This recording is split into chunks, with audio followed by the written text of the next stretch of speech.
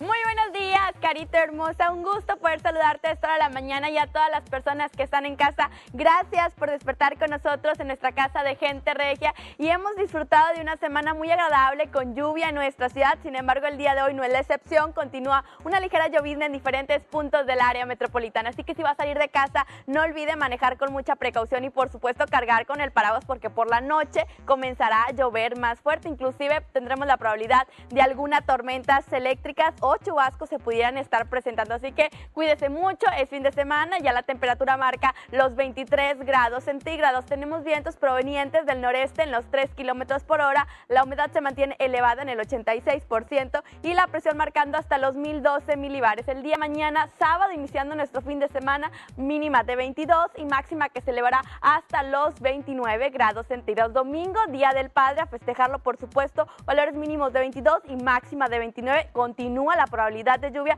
sin embargo espera que disminuya ya para el lunes, inicia el miércoles, nuestro cielo poco a poco comienza a despejarse, mínima de 22 y máxima de 31 grados centígrados. Que siga disfrutando de su fin de semana, recuerde, más adelante le tendré todos los detalles. Continuamos con más en Gente Regia, como tú.